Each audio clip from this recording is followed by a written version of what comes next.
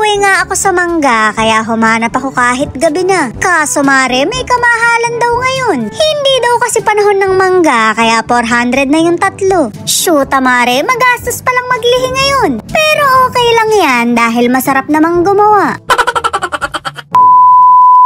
Inaya ko nga yung sugar daddy ko na samahan akong lumabas. O diba may malaking evil eye pa ako sa pinto. Akala mo naman talaga may nangahatak sa kanya pababa. Ano naman bang kainggit-inggit sa'yo yung pagiging malakas mong uminom?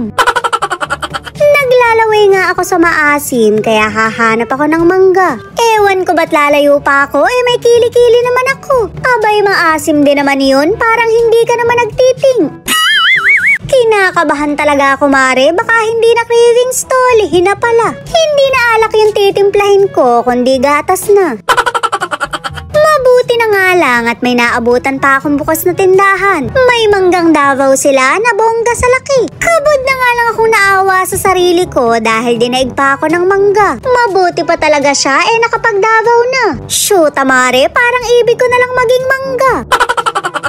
Tatlo na nga yung binili ko para I love you. Kaso mare, mababarangay pa yata ako. Wala na palang laman yung wallet ko kaya humingi ako sa sugar daddy ko. Wallet din naman kasi yan, naglalakad nga lang. Dapat lang nabayaran niya to dahil siya naman yung may kagagawa ng paglilihi ko. Mare, hindi ko ginawang mag-isa to. Hindi naman ako basta tumatawid lang na nabangga ng rumaragasang tilapia.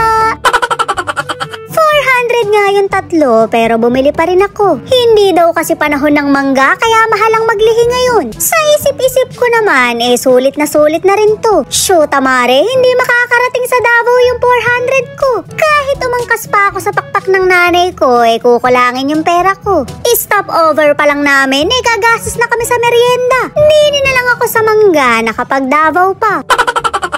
Napakalalaki mare, naglalaway tuloy ako. Pasensya na kayo kung nadamay pa kayo sa lihi ko. Alam kong mahirap humanap ng mangga ngayon pero may choice pa rin naman. Nandyan lang naman yung kakilala mo, mangga rin naman yun. Iyon nga lang mare, mangga gamit. Inaangasan ko nga yung sugar daddy ko sa pagbabalat ko. Kaya niya baka ako na maging bulaklak to? Pero kahit hindi niya kaya, inalo ko pa rin siya ng pisngi. Pisngi baka ako ng mangga o pisngi ng bulaklak ko? Ayos-ayosin niya ka ako mga desisyon sa buhay at baka magbago isip ko. Naghiwa pa nga ako ng sili para sa bagoong ko. Mahilig talaga kasi kumare sa mga maaanghang. Pero mas mahilig pa rin ako sa mga maaanghang na tsismisan. Hindi ko na nga kailangan ng sili para ganahan. Baka may kakilala ka ring tsismosa pakitag na lang. O mare, wag kayong magtutulakan. Kasya kayong lahat sa comment section.